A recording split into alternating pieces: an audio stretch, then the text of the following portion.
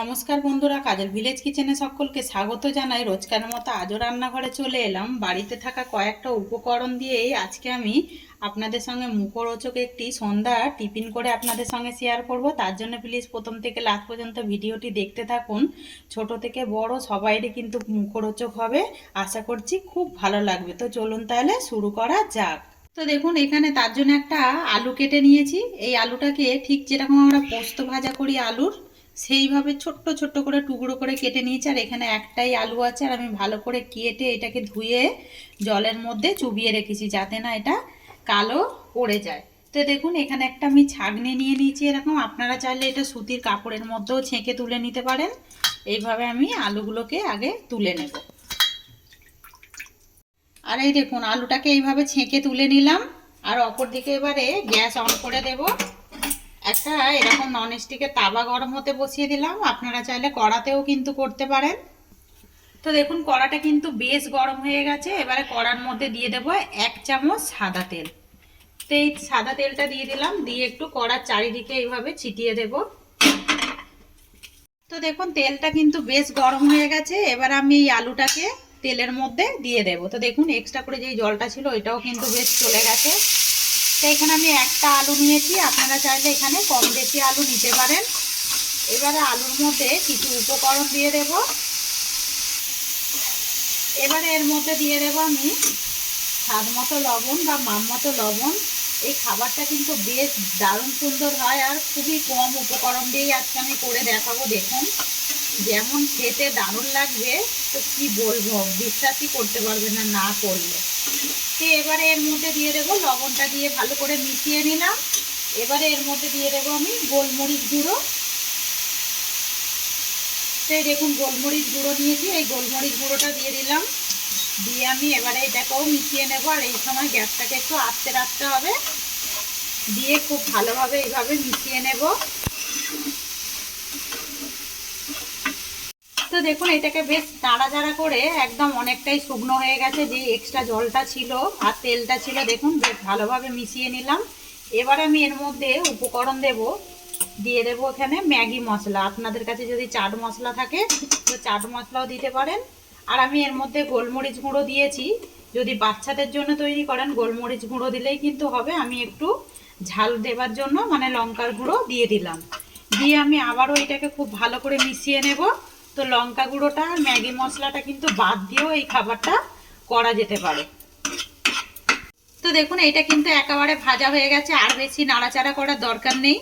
এবার আমি এটাকে একটা পাত্রের মধ্যে এইভাবে ঢেলে নেব। এটাকে আমি নামিয়ে নিলাম। আর এটা গরম অবস্থায় এর মধ্যে কিছু মিশাতে হবে। তো এবারে দেখুন, এর মধ্যে আমি দিয়ে দেব কর্নফ্লাওয়ার। তো এখানে 4 চামচের মতো কর্নফ্লাওয়ার দিয়ে দেব। তো চাইলে কিন্তু এখানে ময়দা কিংবা বেসনও ব্যবহার করতে পারো, তাতে করেও কিন্তু হবে। তো দেখুন, আমি দিয়ে দিলাম কর্নফ্লাওয়ার।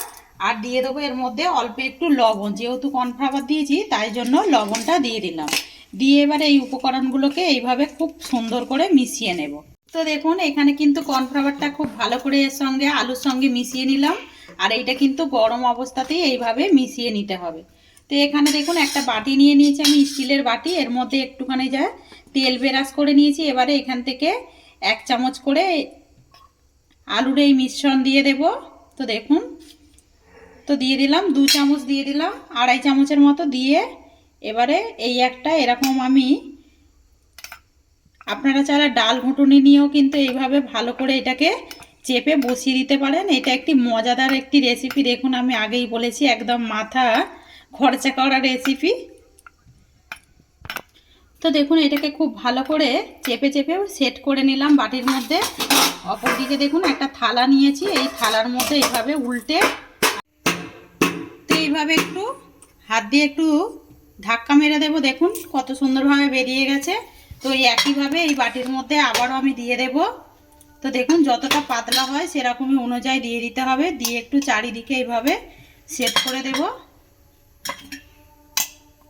দিয়ে আবারও আমি এইভাবে ভালো করে এইভাবে চেপে চেপে একটু বসিয়ে দেব। তো দেখুন, এইটাকেও আমি বসিয়ে দিয়েছি। এবারে এই থালার মধ্যে এইটাকেও আমি এভাবে ঢেলে দেব।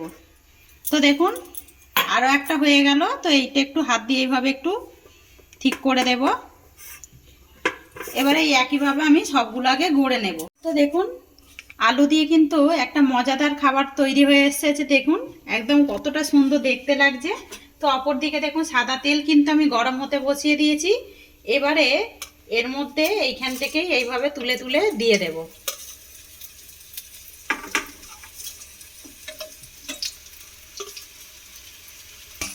চারটে আমি এখানে দিয়ে দিলাম আলুর যে মানে খাবারটা করেছি এইটা দিয়ে দিলাম। এবার আমি এইটাকে হালকাভাবে উল্টে দেব। তো দেখুন এইভাবে ধরে একটু উল্টে দিতে হবে যাতে না এগুলো ভেঙে যায়। তো দেখছি বেশ ভালোইভাবেই কিন্তু উল্টে যাচ্ছে। দেখুন কর্নফ্লাওয়ার দেওয়ার বদলের জন্য বেশ ভালোভাবে আলুটা একদম মাখাটাও বেশ সুন্দর হয়েছে। দেখুন এইভাবে আমি ভাজা করতে থাকবো। আর দেখুন খাবারগুলো আলুর মুচমুচে খাবারগুলো কতটা সুন্দর হয়েছে। তো সন্ধ্যাবেলা কিন্তু এইগুলো মুখরোচক ভাবে এরকম কিন্তু জল বৃষ্টি যে কোনো দিন সন্ধ্যার সময় যদি মনে হয় একটা আলু দিয়ে এরকম খাবার কিন্তু আমরা অনায়াসে তৈরি করে নিতে পারি। তো দেখুন এগুলো কিন্তু বেশ ভাজা হয়ে গেছে। আমি এবারে এগুলোকে থালার মধ্যে তুলে নেব।